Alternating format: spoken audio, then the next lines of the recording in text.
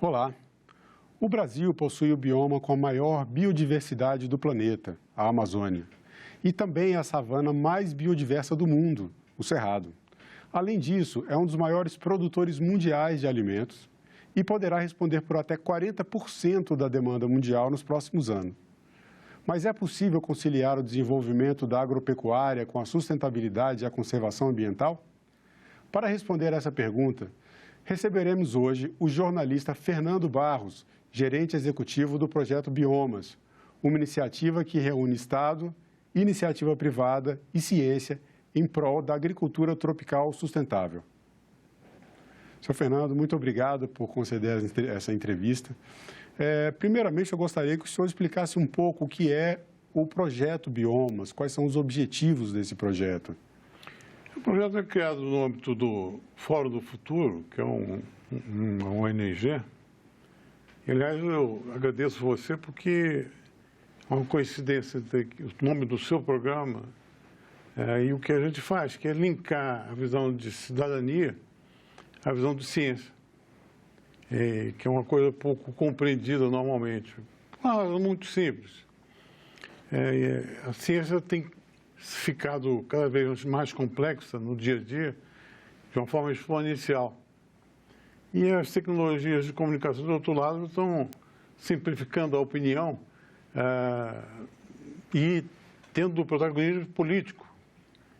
Então, é preciso mudar a forma de levar a visão da ciência para o debate público, para a cidadania, esclarecendo de uma forma mais substantiva. O projeto Biomas nada mais é do que, no fundo, olhando como jornalista, um projeto de comunicação, porque ele reúne experimentalmente, em ambientes laboratoriais, todo o conhecimento que a gente tem, né? Juntando Embrapa, Exalc, Lavras, Viçosa, a parte de economia da USP, órgãos de governo, o Serviço Geológico Nacional, que tem 500 doutores, né?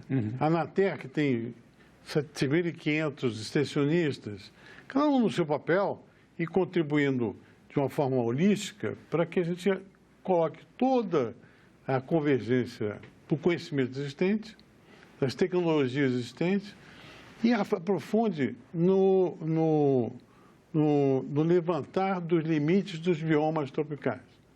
Vai ser o primeiro país do mundo a colocar a ciência na frente para depois a produção.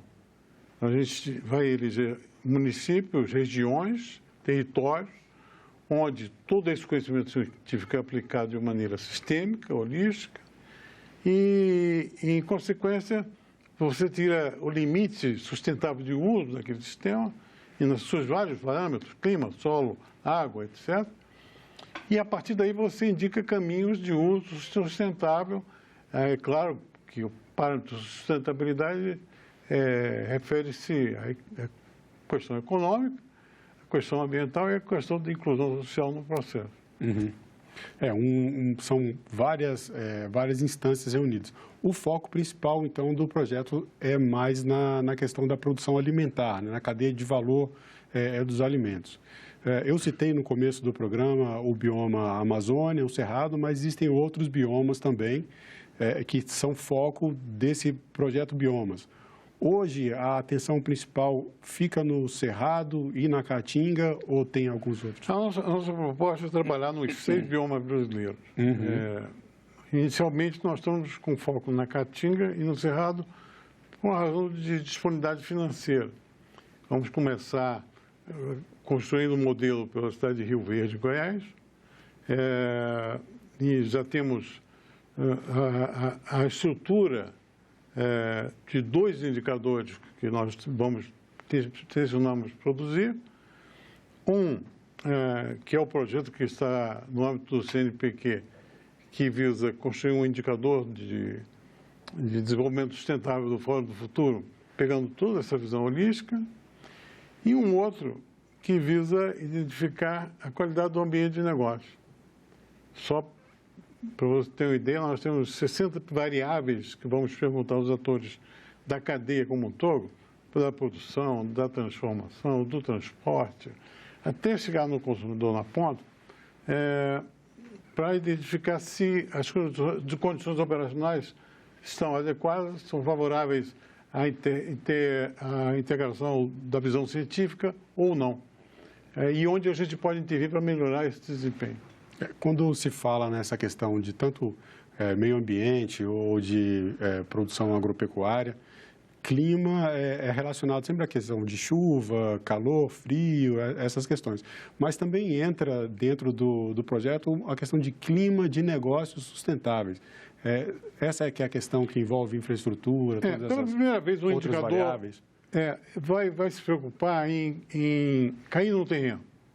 Às vezes tem uma legislação local que favorece ou constrange um negócio nessa área de produção de alimentos que atinge o nosso sonho, que é entregar um alimento saudável, sustentável, resiliente às mudanças climáticas, socialmente inclusivo. Esse é o parâmetro. Nós queremos, nesses 4 municípios que foram escolhidos, começar com a meta, mirando, chegar numa situação onde, de forma muito transparente, a gente consiga entregar isso. E, por incrível que pareça, não estamos muito longe. Existe muita desinformação e, principalmente, é importante que se conheça como se formou o conhecimento científico nessa área no Brasil. Nós somos presididos pelo ministro Alisson Paulinelli, que em 74 pegou o país importando 30% dos alimentos. Ele implantou a Embrapa e usou as universidades, fazendo uma rede integrada de pesquisas que produziu tudo o que a gente tem hoje como sucesso na produção de alimentos. Isso é fruto de ciência, tecnologia e inovação. Basicamente, a gente está recompondo a mesma rede, com apoio dos outros conselheiros do Fórum do Futuro, o Evaldo Vilela, que foi reitor de Viçosa e diretor da Academia Brasileira de Ciências, Roberto Rodrigues, que foi ministro da Agricultura, Paulo Haddad, que foi ministro da Fazenda e do Planejamento, o Ronaldo Sadenberg, que foi ministro da Ciência e Tecnologia, todo mundo pensando, contribuindo, voluntariamente, aliás, para construir as soluções que não vão nos levar a enfrentar os desafios monstruosos que temos pela frente. Por exemplo, o mundo nos convoca a produzir 40% da demanda suplementar. Você tem uma situação onde a China, a Índia e a África estão crescendo. A China 6,8, vai cair um pouco mais também, um nível muito assim alto. É um crescimento pujante, né? A Índia 7%, a África 3,3%, a África já tem 400 milhões de consumidores. Nós vamos chegar a 9,7 bilhões de habitantes com mais renda. Significa mais proteína animal, mais grãos. De onde é que vem isso? Principalmente da zona trópica, que não produzia alimentos até 74. Ela passou a ser produtora e exportadora de alimentos através do Brasil. Nós fizemos isso. E é possível, com esse aumento populacional, o país respondendo ou chegando no futuro a responder por 40% da demanda por suprimentos alimentares. É possível ter uma produção com esse tamanho e ainda assim conservando os nossos biomas, mantendo o nosso meio ambiente, a questão hídrica, por exemplo, sem comprometer os nossos recursos naturais? Isso é parte dessas pesquisas? Não é simples, é um desafio gigantesco, mas eu vou usar uma frase do nosso conselheiro Kleber Soares, que é diretor de Tecnologia e Inovação na Embrapa. Se a gente usasse 50% da tecnologia sustentável disponível, se ela conseguisse chegar no campo, a gente dobraria a produção de alimentos no Brasil sem derrubar uma única árvore. Ou seja, há muito de problema localizado na área da gestão. A gestão pública e privada talvez não estejam bebendo nas fontes de ciência que nós temos. É um problema dos gestores e é um problema da ciência também, porque está faltando uma comunicação, está faltando um protagonismo dos órgãos de ciência, que o projeto Biomas é seguramente uma maneira de você transformar uma coisa concreta, visível, palpável, até porque a mensuração dos passos vai ser transparente e colocada a serviço da sociedade. É preciso que a gente pare de falar em termos técnicos, incompreensíveis, até desagradáveis para quem é urbano, para quem não vive a realidade rural, e transformar os dados e as metas, as etapas, em alguma coisa que faça parte da visão cultural do ser urbano. Isso aqui é um alimento mais saudável. Eu não quero discutir se o solo é de tal pH ou de tal característica técnica. A discussão técnica ela já está muito avançada, nós somos os melhores do mundo, pode ter igual, mas não tem melhor que a gente. Nos sites da Embrapa, das universidades. Agora, a discussão com a sociedade precisa mudar de qualidade. Então, pode ser uma questão de maior assim, de comunicação, tanto assim, na forma de comunicar esses avanços tecnológicos para que as pessoas saibam disso e daí isso pode mudar a perspectiva sobre o que se pensa sobre a relação entre agropecuária e desmatamento, e também uma questão de comunicação com os atores do setor da cadeia de valor alimentar, para que essas tecnologias cheguem ao campo e comecem a produzir efeitos, reduzindo o desmatamento, por exemplo, que é tão comentado hoje, que é alvo de tantas críticas. A questão central é que o método científico, ele, por definição, não tem compromisso ideológico. Ele tem compromisso com a verdade. Uhum. Então, o método, ele pode te levar a compreender, por exemplo, que o frango, em 74, a minha mãe era funcionária pública e só podia fazer frango no domingo. O frango era muito caro, o que lhe levava 10 meses para entrar no mercado. Com ciência, tecnologia e inovação, o frango hoje entrei com 34 dias, sem 1 miligrama de hormônio, como a sociedade pensa que tem. E isso é melhoramento genético. Ora, nós estamos falando do maior processo de democratização alimentar da história do mundo. Uma proteína animal que hoje está em toda casa de baixa renda, um preço extremamente confortável.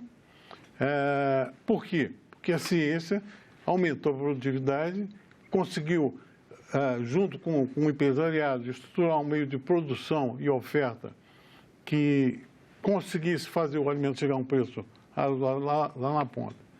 E assim podemos falar de vários outros exemplos, né? A melhoria da qualidade da saúde dos brasileiros veio de onde? Em 40 anos, nós aumentamos a longevidade em 20,4 anos.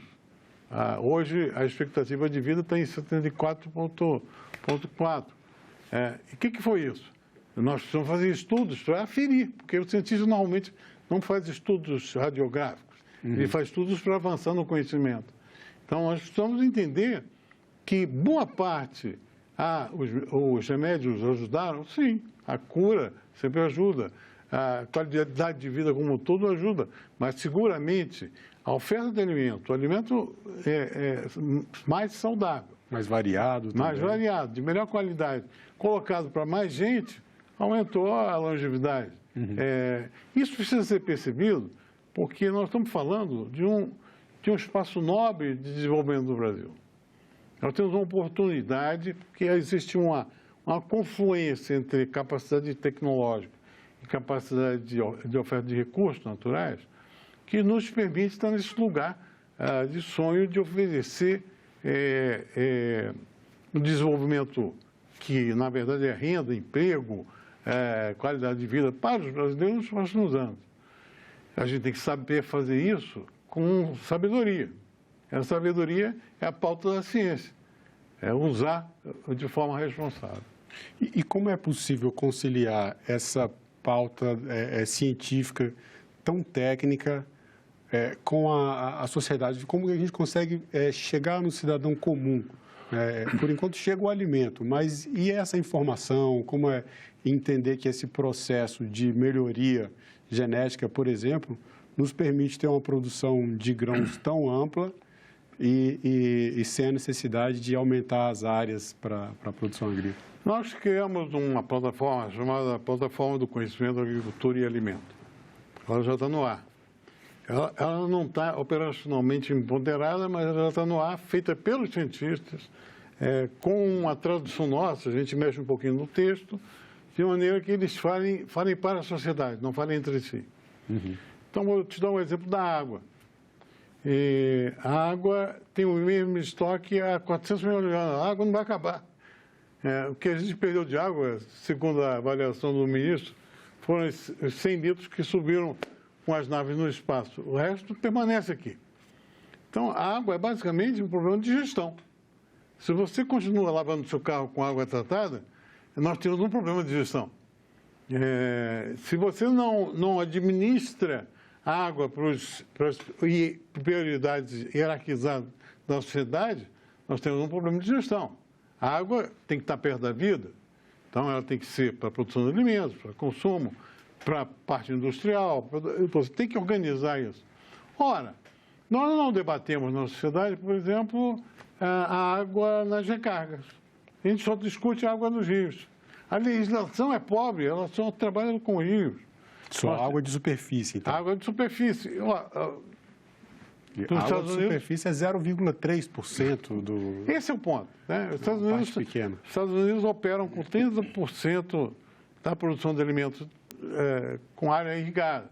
A gente com 6%, beirando 7%. E por quê? Porque a gente trabalha mal com a questão da água.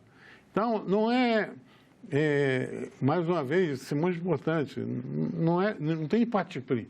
Quando a gente entra no território de Rio Verde, a gente vai ver o estado da água no subsolo, no caudal, no clima, onde está a água como um todo e como é que você pode gerir esse recurso de uma maneira eficiente. E a água, no caso, vai incluir também o regime de chuvas, né, que é o que permite você ter uma agricultura não tão dependente da irrigação. É incrível como a percepção é ruim, é negativa. A água na agricultura, ela basicamente trafega. Ela passa e volta para o sistema.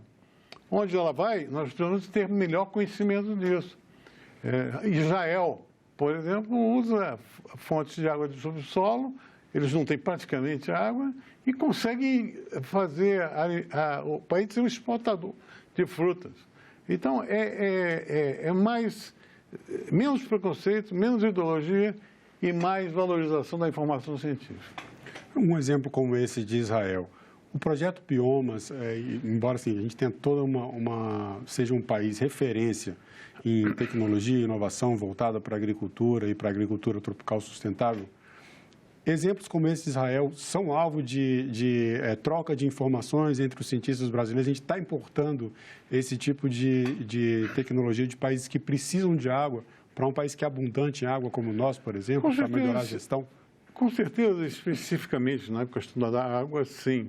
Mas eu diria que o grande foco do projeto Biomas é trabalhar nos biomas tropicais, né, que é o nosso espaço de compreensão, de aprofundamento de compreensão. Nós criamos também a Global Plat, que é uma ideia do Evaldo Vilela, que é uma rede que já está no ar, já está operando em Rio Verde, de forma embrionária, mas já está operando, onde a gente espera que contribuam os cientistas do mundo inteiro que trabalhem, por exemplo, com savanas ou estepes asiáticas.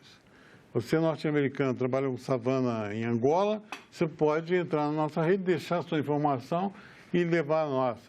Esse ambiente coworking, colaborativo, ele é fundamental hoje em dia na ciência para que o Brasil consiga continuar à frente da pesquisa necessária no mundo todo. E os ambientes são muito parecidos. O cerrado brasileiro e a savana africana são muito parecidos. É evidente que tem especificidades locais, de solo e tal. Mas o modelo de você operar junto, colaborativamente, é talvez o maior legado do projeto Bioma. Você botar agências de governo que nem se falavam numa mesma plataforma.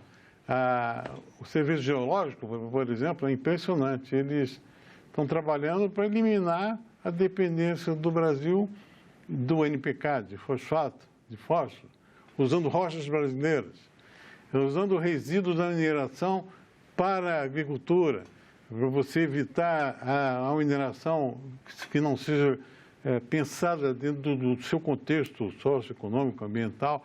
Então, tudo isso a gente tem aqui, tem grandes nomes, grandes cientistas, estão tendo a oportunidade de trabalhar juntos para tentar responder essas perguntas. Então, talvez o que seja uma grande conquista desse projeto Biomas seja justamente juntar essas diferentes áreas. Quando a gente fala em questão, especialmente na questão agrícola, a impressão que dá, talvez assim para o cidadão comum, uma pessoa que não está muito na área, é que ambientalistas e os agroprodutores rurais trabalham em polos opostos, mas o certo é eles trabalharem juntos, né? Eu diria até que isso é uma visão equivocada, porque se você for olhar, por exemplo, o Cerrado era, até 64, o bioma mais degradado do planeta. Por quê? Inicialmente, os índios começaram a exploração via queimadas de cabeceiras, por uma razão simples. A caça era escassa. Se eles queimassem e vinha rebrota, os animais se consideravam para comer aquela rebrota e eles pegavam os animais. Aí o primeiro pecuarista fez a mesma coisa. Taca fogo no cerrado. Quem salvou o cerrado foi a agricultura. Foi a reserva obrigatória de 20%, foi as técnicas de recuperação de solo. Hoje o cerrado é muito melhor do que era. Agora, isso pode ser explicado cientificamente, não está explicado para a sociedade. Então, o que você vê da guerra teórica entre um lado e o outro na rede social, tem muito com base em fundamentos equivocados, em uma visão pobre do processo. Nós precisamos de alimentos. Eu vou fazer um chute, tá? Mas é muito próximo da verdade.